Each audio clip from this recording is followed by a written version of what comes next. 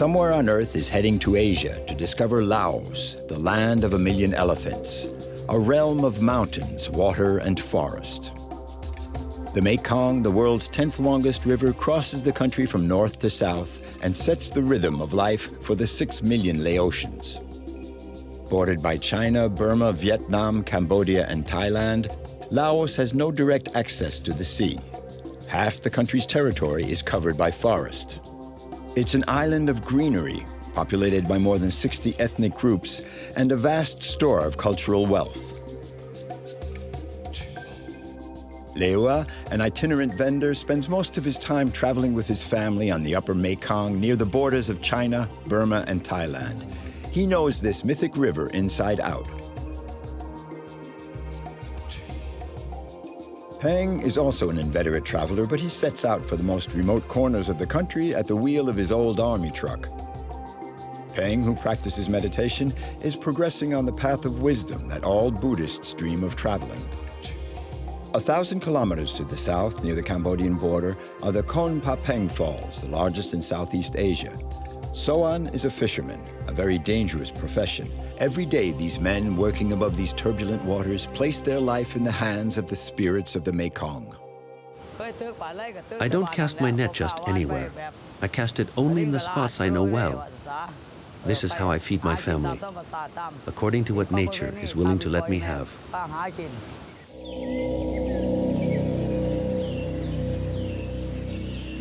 After its involvement in a global conflict, Laos, one of the most heavily bombarded countries on Earth, was long isolated from the rest of the world. Now, Laos is a haven of nature and tranquility. All its rivers flow into the Mekong.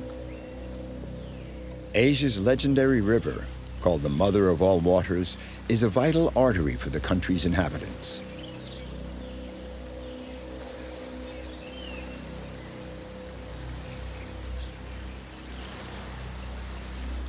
Leua is a sailor of the Mekong. There are many dangers on the river. At each tricky passage, he has to check out the pitfalls. I've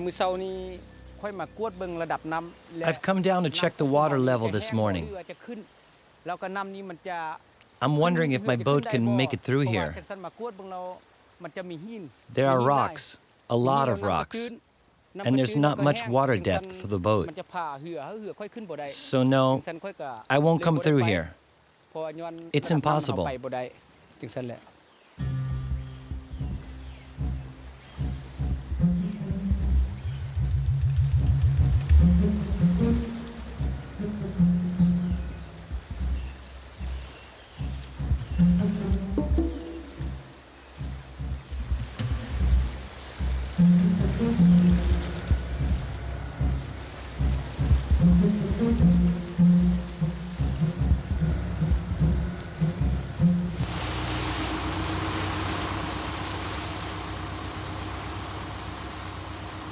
Leua has been navigating on the Mekong for more than 20 years, but he's been captain of his own boat for less than 6 months.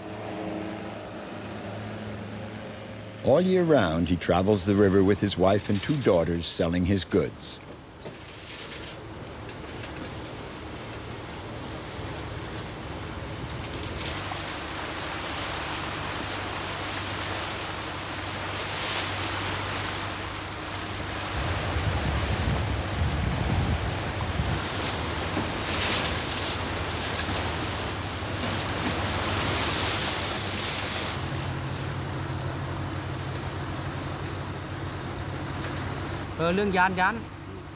I've had some very scary moments. I always have to be really on the alert. If I don't pay attention at all times, I could have an accident. With the rocks, the slightest error and the boat sinks. If I'm not sure, I prefer not trying to go through. First, I have to check that the rudder is working well. If I'm not in control of everything, I'm taking a risk. It's dangerous here, and I'm putting my family in danger.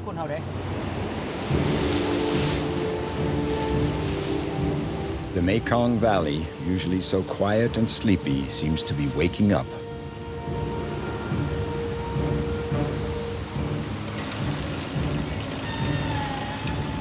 Leua at the wheel knows that the slightest error in piloting means a shipwreck. The rapids are like a step, an obstacle they have to get across.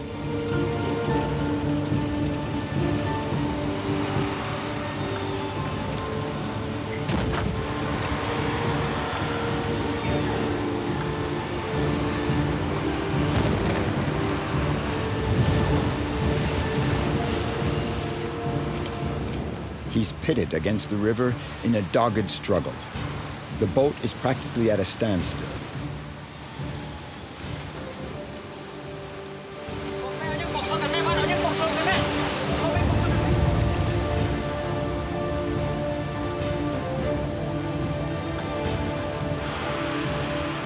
Each millimeter gained against the current is a victory.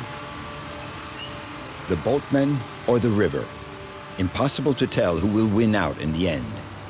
The adventurers of the Mekong all know that the river has the right of life and death over its travelers.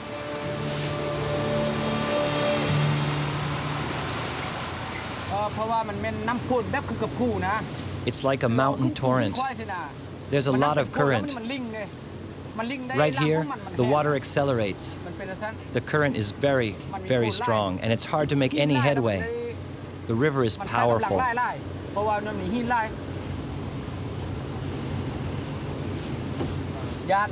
Yes, I was really afraid. Water is the source of life. We drink it, but it can also kill us.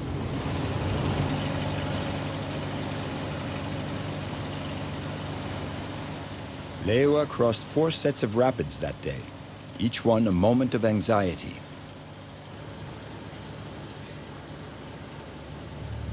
The motor is on its last legs from the struggle up the river. Leua has to get his family to the shelter of the next village before nightfall.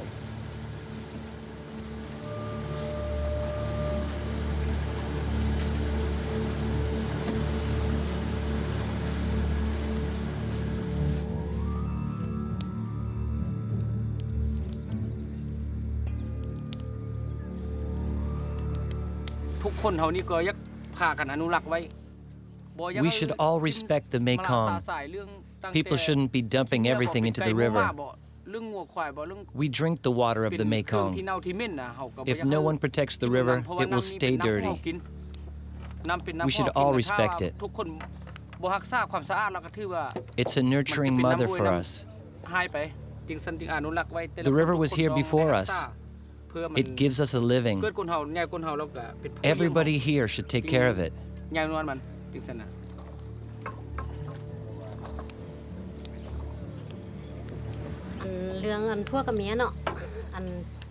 Our couple is quite a lovely story. We're husband and wife, and we always travel together. We trust each other, and we love each other, and we love our children. There's no problem in our couple, and there's a lot of affection in our family. I love this life we lead.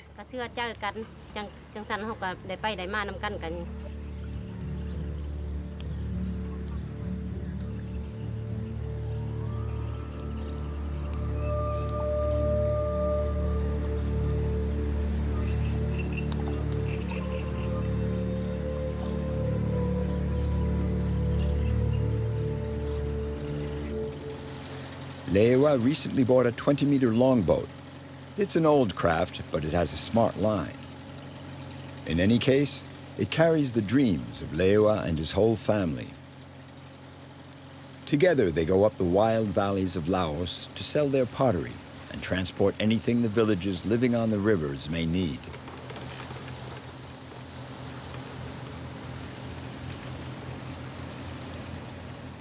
Leua knows all the secrets of the Mekong. There are no markers on the river. There are no charts. Navigating this river means knowing it by heart. Every bend, every hill, every tree, every landmark that could help sailors get their bearings. I am a man of the Mekong. I've lived on the river ever since my early childhood. My whole life revolves around the Mekong. And that's how it will be as long as I live. and as long as I can keep going.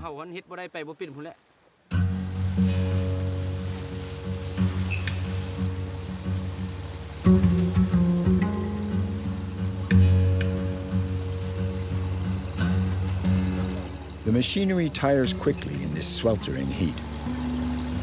Leua has to take care of the motor, for the trips last several days.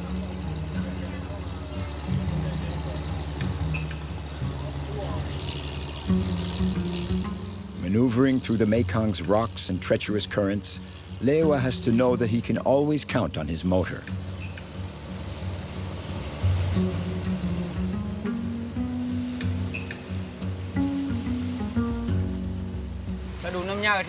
In the rainy season, when it's high water, the rocks are really submerged, so it's easier to navigate. But right now, it's the dry season. The water is low, and it can be dangerous.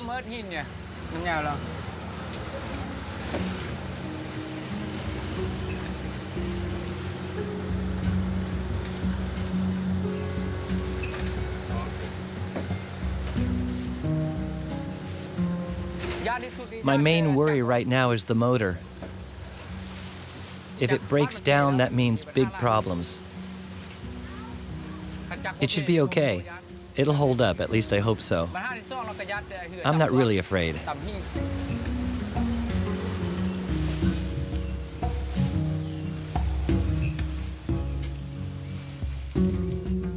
The boat continues its ascent of the dusky waters of the Mekong towards the north of Laos. There are no roads or trails in these remote regions, so the only way to reach the isolated villages is by boat.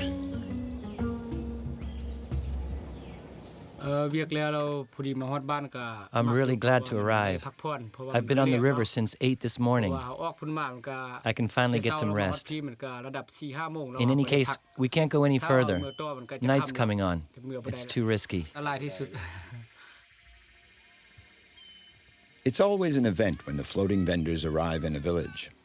This evening, Leua is stopping in a small Khmer village, an ethnic group that lives along the Upper Mekong, one of Laos's 60-odd ethnic communities. We'll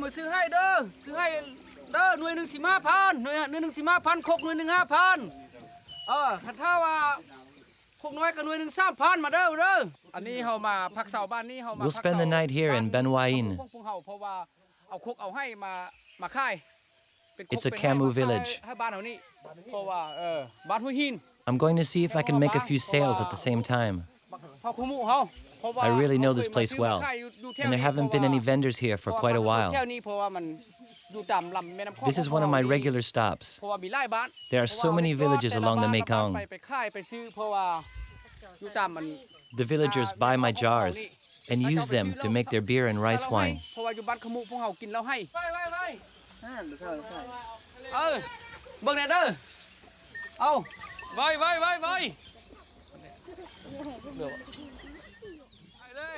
The villagers may not always have money, but they do always have something to barter. It'll take just a few minutes for Leua to unpack and sell his wares.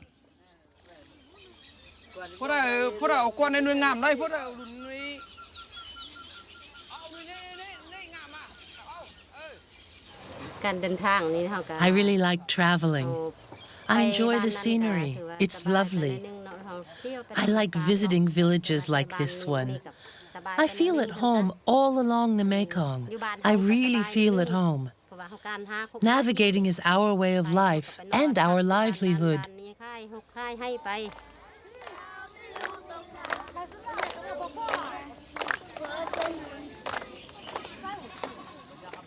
The villagers here welcome Leua like a member of the family. Hospitality is one of the cornerstones of Laotian society. The slightest occasion becomes a good reason to break out a jar of the traditional beer, a Khmer specialty.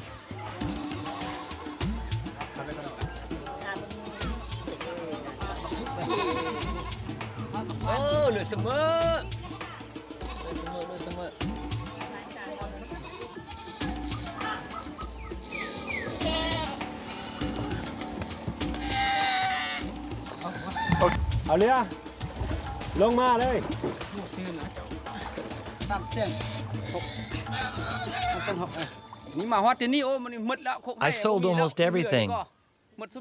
Soon I won't have anything to sell. I'll have to go stock up again.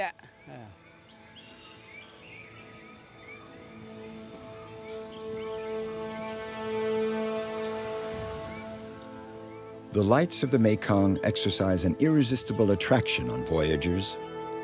The ancient land of 1,000,000 elephants was for a long time unexplored territory.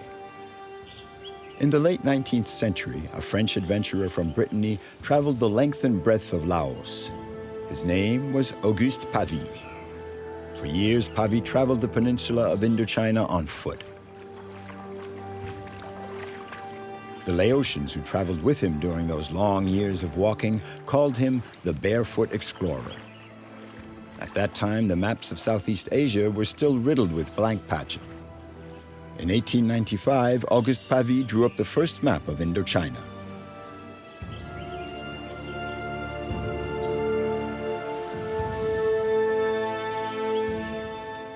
He had a particularly tender eye when photographing Laotians. At the end of his life, Auguste Pavie, forgotten by history, wrote in his memoirs, "I knew the joy of being liked by the people with whom I stayed."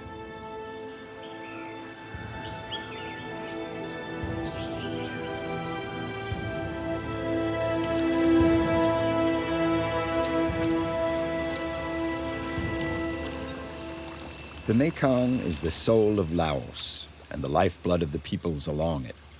Everyone tries to live off the river: adventurers, peddlers, traffickers, and gold prospectors.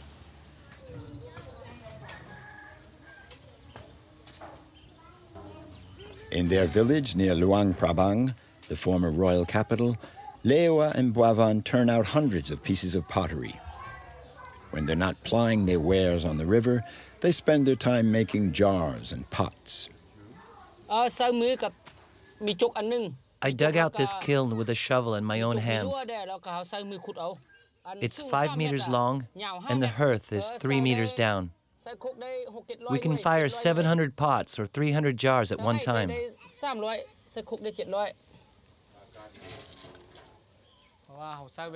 I have to keep a close watch over the firing for 24 hours, a whole day and night.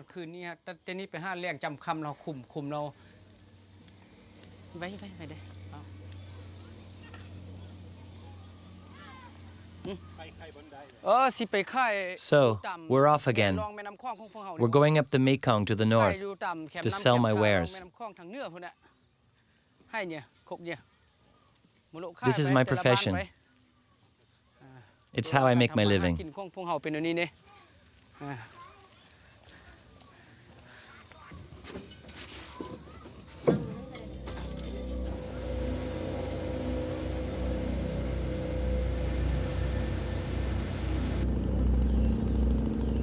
This is the life that Leua has chosen. He and his family live a free, nomadic existence on the Mekong.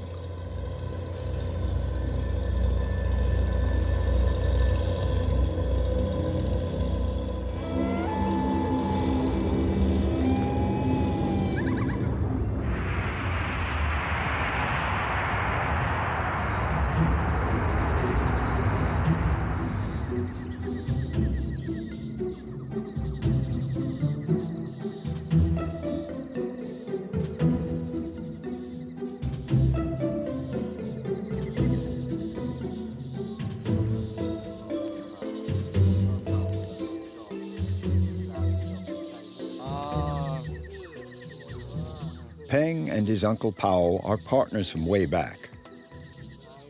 Together they've covered all the trails and tracks of Laos.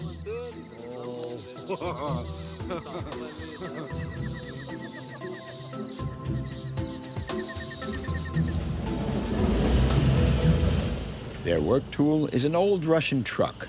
It's robust and just never gives up.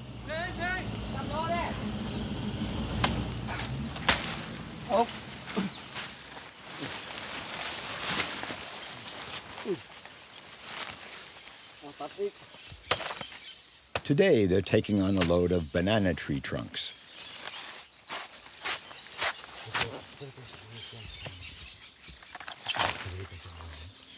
This is where we come to load up. We'll take these trunks to the elephants. I have an elephant too. Mine's made of iron and has wheels instead of feet.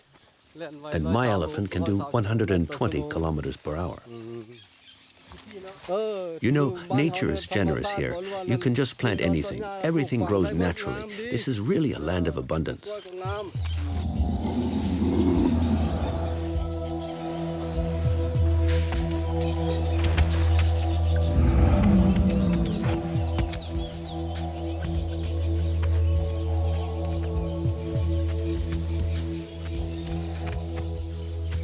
The elephant is the symbol of Laos. The country's elephant population numbers just over 800, half of which are still wild.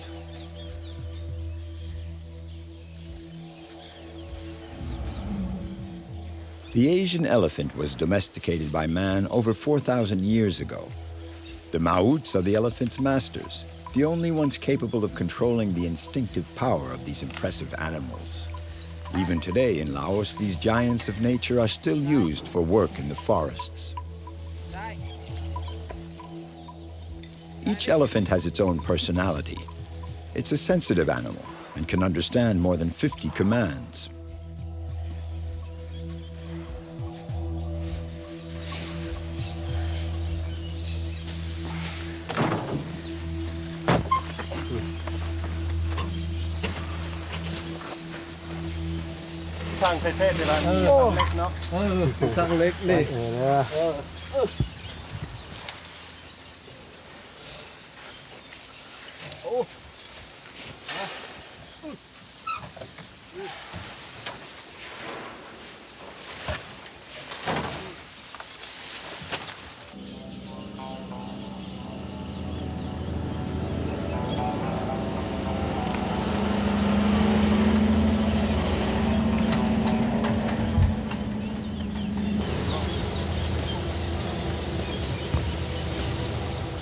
Pheng and Pao arrive in Sayaburi.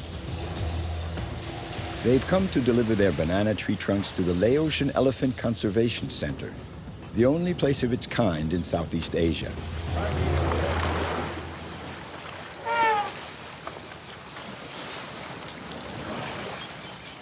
Here at the Conservation Center, a team of veterinarians takes care of the animals. They free the females from their work in the forest so that they can raise their young for the first years of their life. The domesticated Asian elephant is a fragile animal. Its low rate of reproduction makes it an endangered species. In Laos, the elephant is called the cousin of the clouds, maybe on account of its color, but surely because it loves water so much.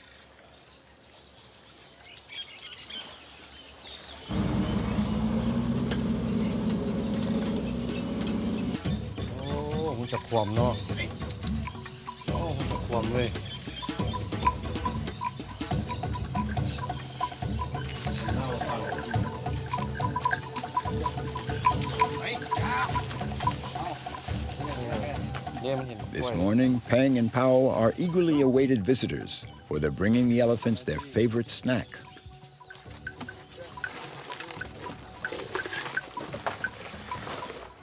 According to the popular beliefs in the eternal cycle of reincarnation, the elephant is the final stage before becoming man.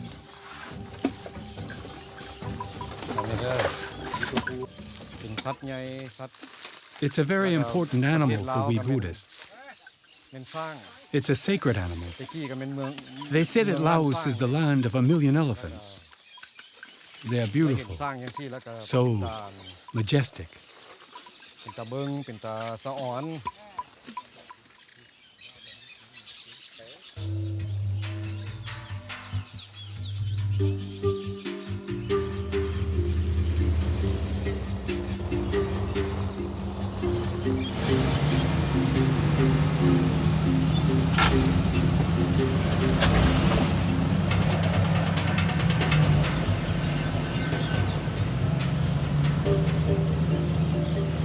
Pheng is back on the road. For a long time, his truck was used by the Laotian army for troop transport. Seeing it eat up the trail like this, one could say that this truck is a sort of resume of the recent history of the country, a collateral victim of the Vietnam War.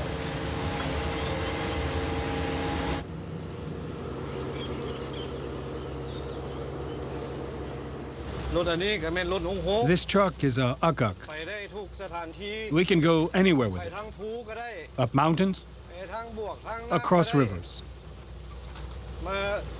It never gets bogged down. On tough trails, it can take up to 2 tons. But it's hot inside the cab, especially in this season. It's an oven. There's no air conditioning. It's a Soviet truck. It's all pretty complicated. An old truck, but it's unstoppable. The seat in the cab is directly above the front wheels, so I'm getting bounced all around all the time. It's not easy to handle.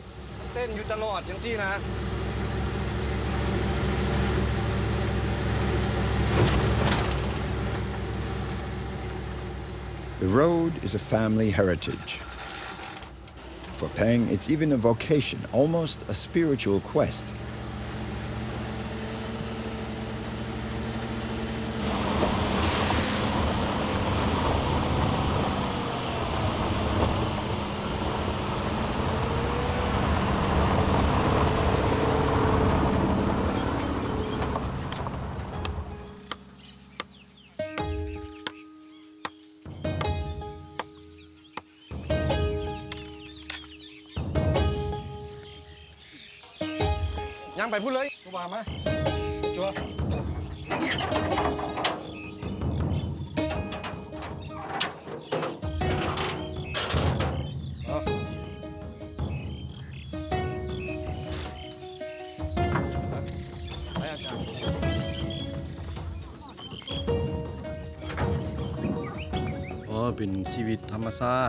It's a free life. No constraints, no pressure. I can stay on here with the monks if I want. There's no one telling me what I have to do. When I have a load, well, I earn my living. If I don't, it's no problem. I'm not bothering anybody, just the opposite. That's what my trucker's life is like.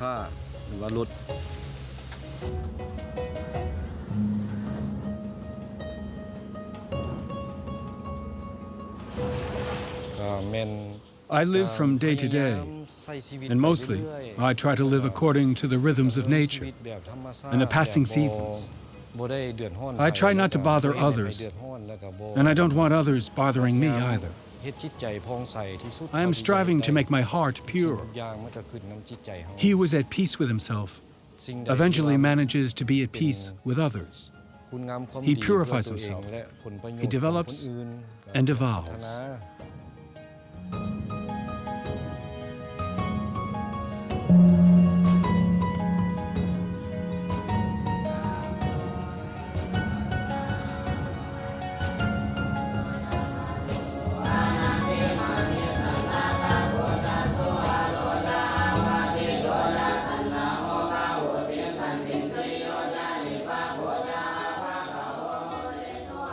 Pheng often makes stops to meditate.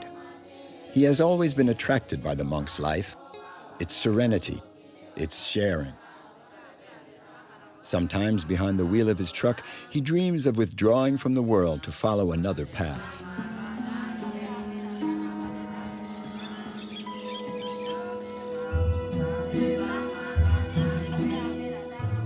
In Laos, a man can choose to devote several years to a spiritual retreat and to live the life of a monk before coming back to society.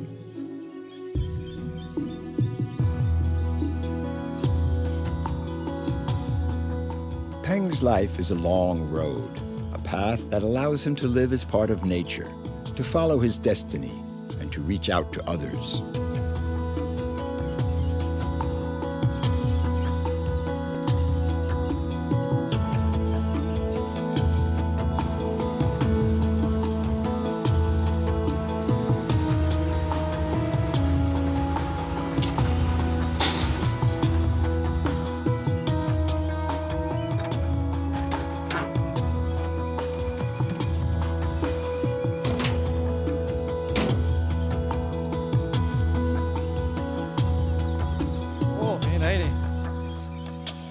ได้อยู่วะโอ้บ่ได้เอานี่ห้องเลยบ่ได้แล้วเนาะ Now we can get across.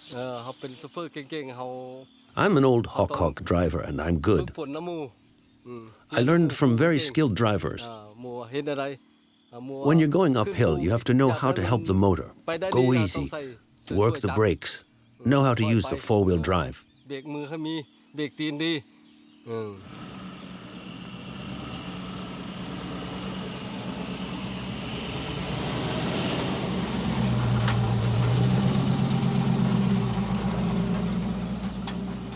Eating up these dusty trails for more than 30 years.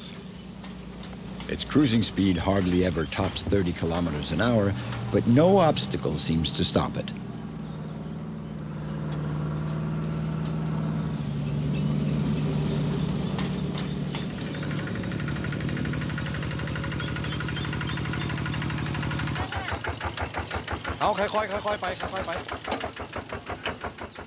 In the mountains of Laos, time seems to stretch out indefinitely.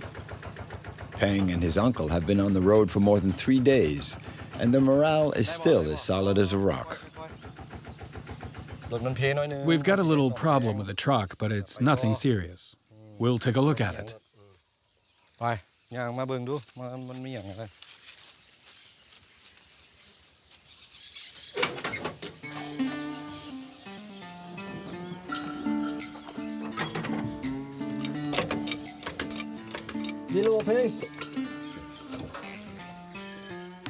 A few minutes with a screwdriver and a hammer are all it takes to get the old truck rolling again. Bopenyang means no problem in Laos. This could be the motto of the whole country.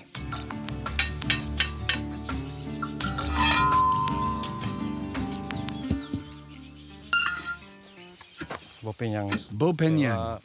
Everything is possible in Laos. We can repair anything. With a good dose of determination, we can do anything. And with a bit of patience, we get what we want. Here in Laos, we try to keep life simple. But you can't just say, Bopenyang.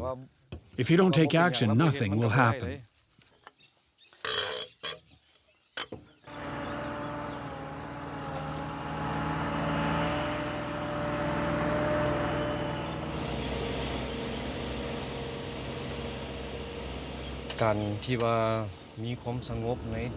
As the Buddha taught us, there's nothing certain in this world. It's up to us to find peace in the depth of our heart and to find serenity.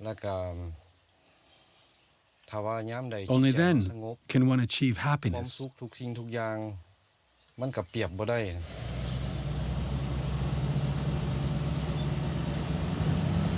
Pheng is fully aware of the risks of the road, but he has faith in his karma, this principle of Buddhism that says people's lives depend on their acts and their past lives.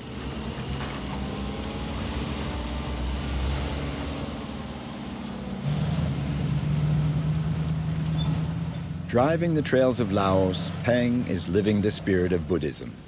If he ever gives up this roving life, it will be because he has embarked on the path of awakening, a different voyage that's like a return to the essential.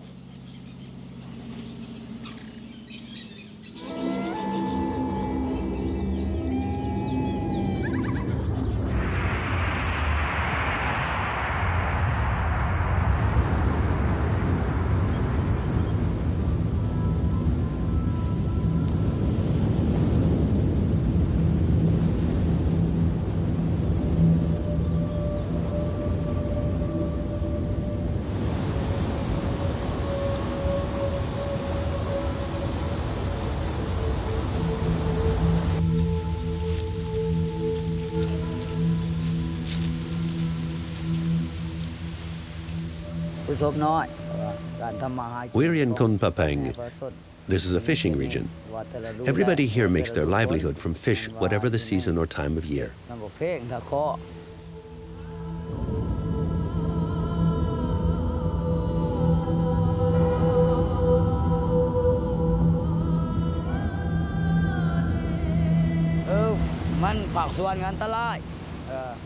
There are some very dangerous spots here where I don't dare go, where nobody goes. I don't cast my net just anywhere. I cast it only in the spots I know well. This is how I feed my family, according to what nature is willing to let me have.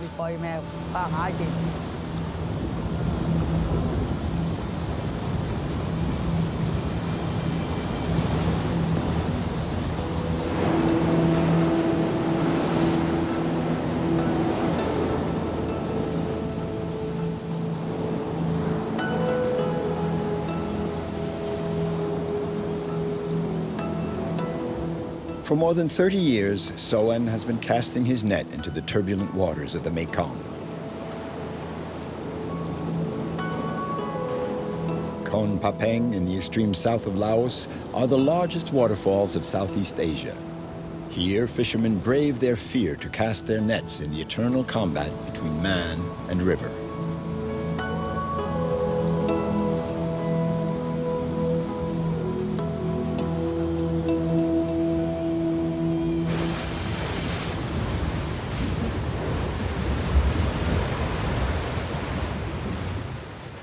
The eternal cloud. This is where Sohane comes to earn his livelihood. In the rainy season, the water level of the Mekong can rise 2 to 3 meters, so Sohane always has to adapt. He still has a few weeks left before the sky becomes overcast with clouds full of the monsoon rains.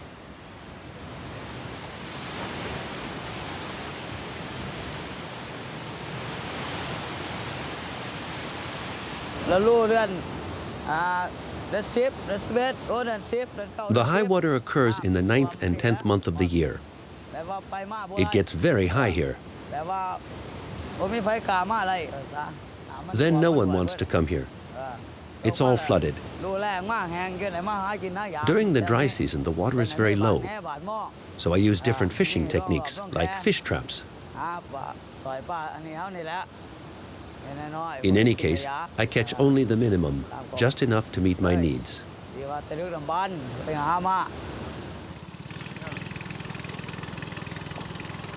Sohane heads back to his village through the treacherous currents. Every time he goes fishing, Sohane has to cross the Mekong. He doesn't have his own boat, so he counts on other fishermen and has to pay for each crossing. Upriver from the falls, the Mekong gives an impressive display of its full might. Here, near the border with Cambodia, the Mekong widens into an enormous inland delta. The 4,000 islands form an incredible labyrinth of land and water. We're very close to the waterfalls.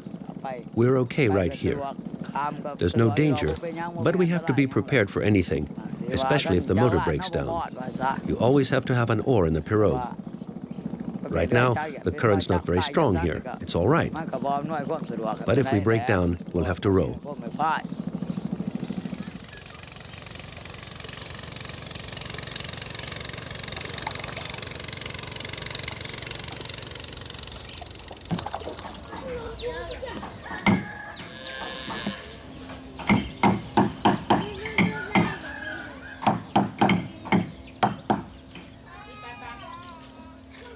It took Sohane 20 days of hard work to build this boat.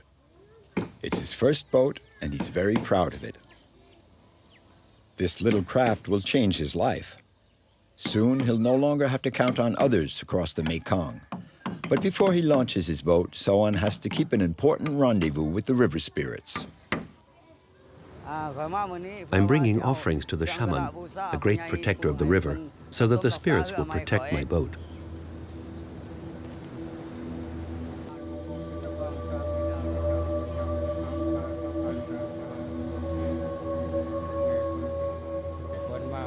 In Laos, the basi is a ceremony that seals the destiny of people. The shaman recalls the 32 souls that each human being possesses. The basi is a way of drawing to oneself the positive influences of the spirits.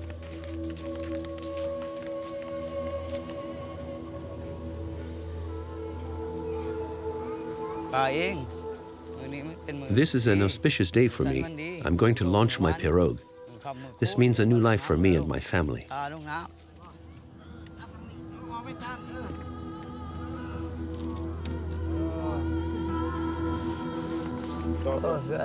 It is really beautiful. I love this boat. It's very well built. I really like it.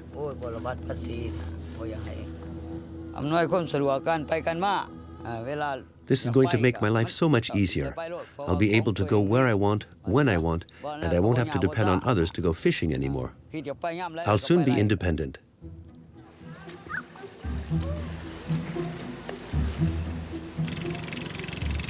When he has enough money to buy a motor, Sohane will be able to navigate on the Mekong with his own boat.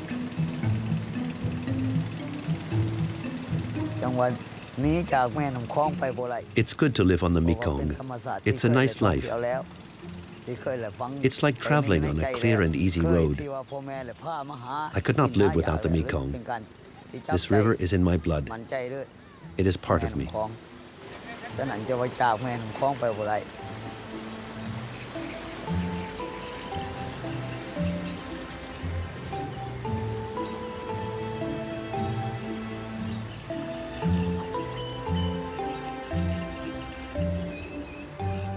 The Mekong is a legendary river. It runs more than 4,500 kilometers from the Tibetan Plateau down to its vast delta. It crosses all of Laos, Cambodia, and the south of Vietnam. The Mekong also borders Burma and Thailand. The lives of 70 million people depend directly on this river, the 10th largest in the world.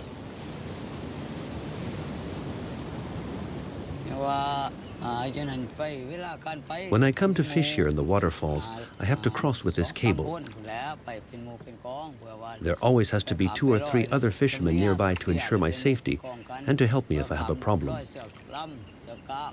And likewise, I am here to keep an eye on other fishermen. This spot is dangerous. Here on the Mekong, we all help each other out.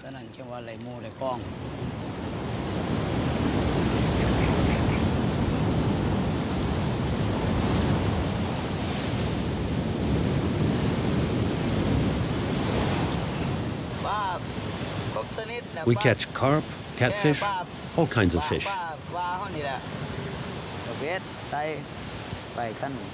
When I have a small catch, I keep some fish to feed my family. When I get a big catch, I go sell them so I can buy gas.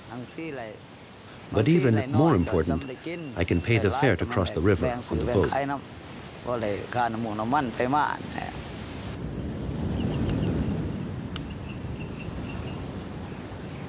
To make a livelihood from the river's resources, the fishermen have to adapt and be resourceful.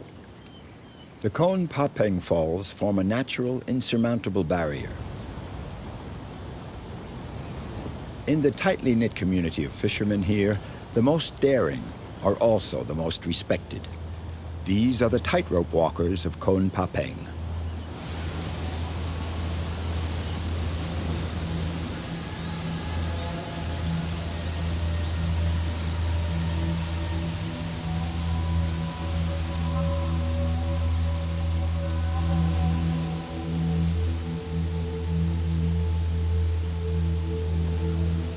The power of the Mekong dominates this wild, untamed landscape.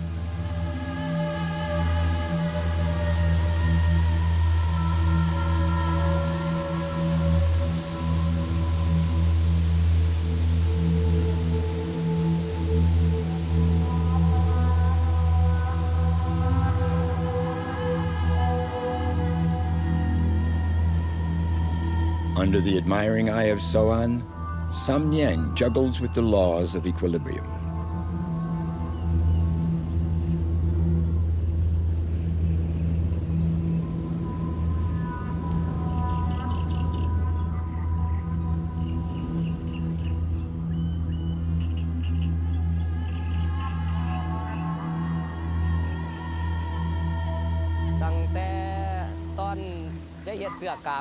The cable was strung when I was 12. I'm 50 now, and I'm still crossing it every day. It's part of my family's patrimony. No one else can use it. These are my cables, and I discourage anyone else from using them. If an accident were to happen, I'd be held responsible. The cables and I are one. The danger is that the cable gives or that my hands slip. If I fall, my life is over. It's very dangerous.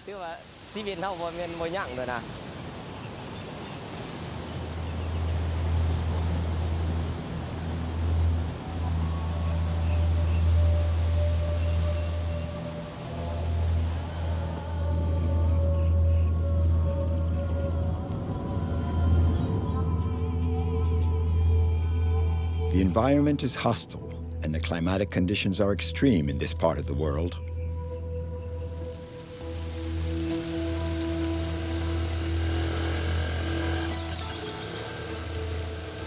Today, the sky is shedding its excess energy. It's 40 degrees Celsius, and the first monsoon rains are pouring down. Sohane has come to see the village healer. This man is a storehouse of knowledge about plants and natural remedies. Sohane has been getting dizzy spells lately. He also comes regularly to consult about his malaria.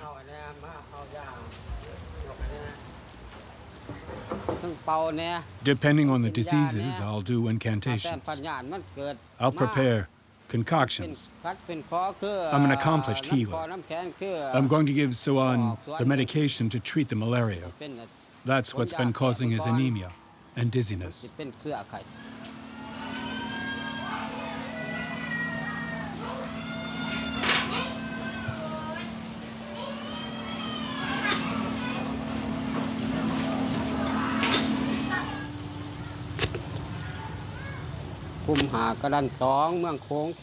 I've been a healer for about 30 years. I treat many of the villagers here. There are also people from the whole region who come to see me. I treat everyone who comes to consult me.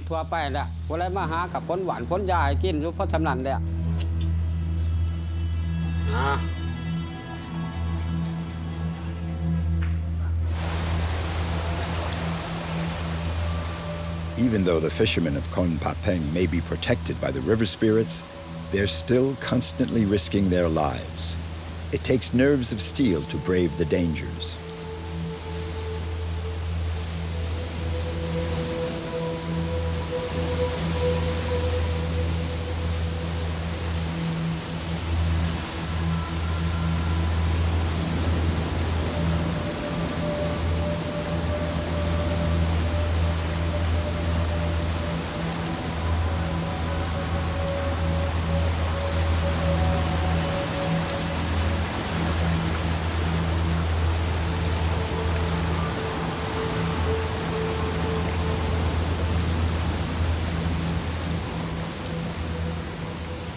The slightest error can be fatal for these balancing artists of the Mekong. They need to maintain perfect control of their balance, their movements, and their own fear.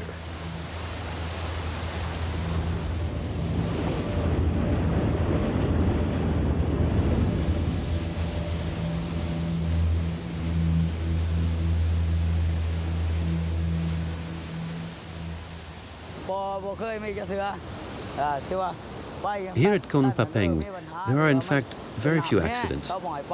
In the spots with a strong current, where there's lots of water, we cannot cross. It's impossible. We know that. That's just how it's always been. Despite all that, if someone decides to cross anyway and they slip, they are done for.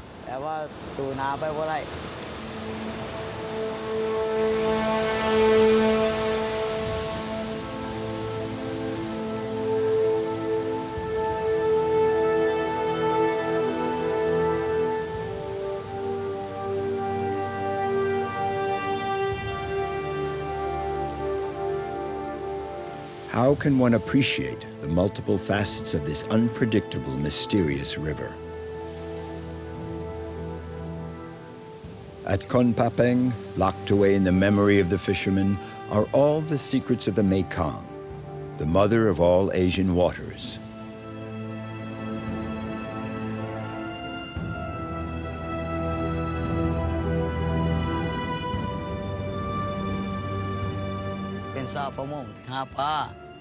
I just marvel at the nature here. I want to stay close to it. It is in my blood. My fondest wish is to be able to keep on enjoying this harmony.